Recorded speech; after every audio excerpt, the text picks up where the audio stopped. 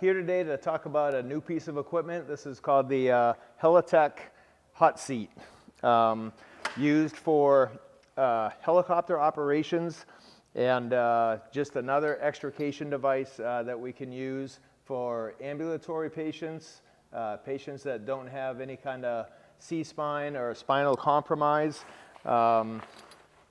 You know, and not having to use the litter basket. This is going to be a little simpler than having to do the arduous task of getting somebody in a basket and packaging them and all that. So this equipment would be kept on Squad 19 and Squad 204, and this is how we use it. So I got my subject here, my patient. Some of the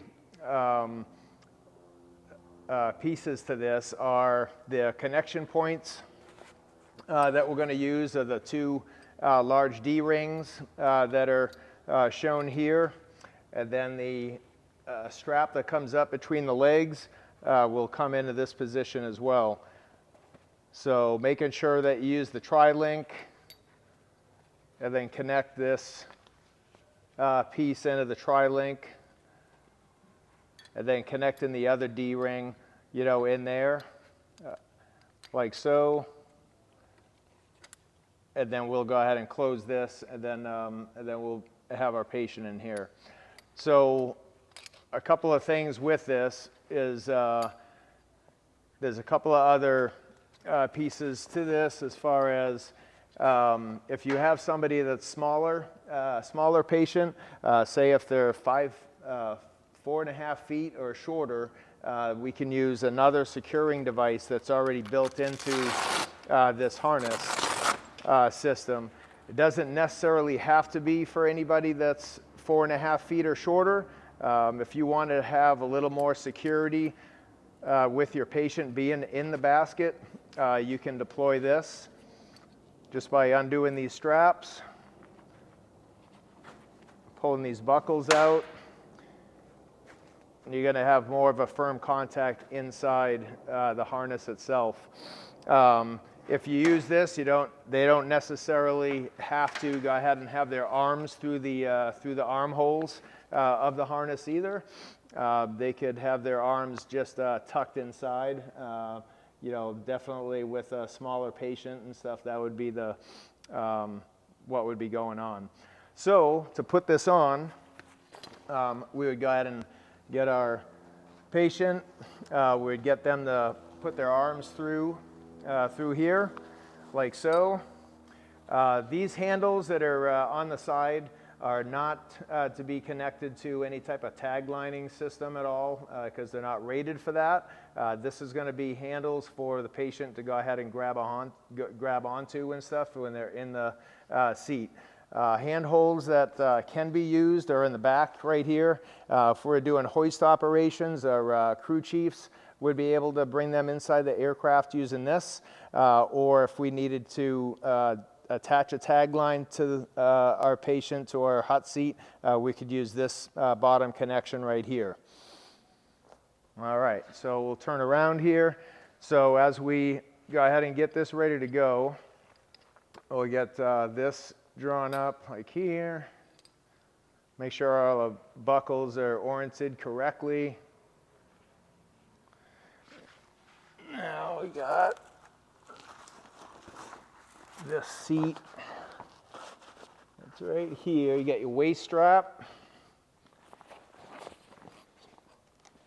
That's right here. I'm just going to tuck these in your pockets. And then we have our waist piece.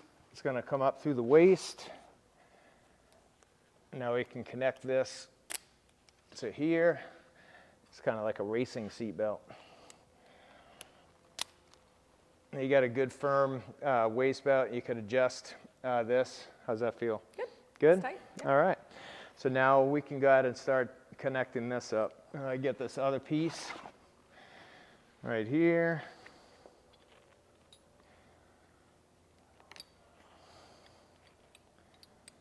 We have that one.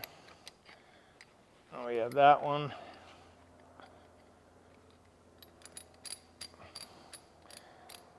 Now we can close our tri-link.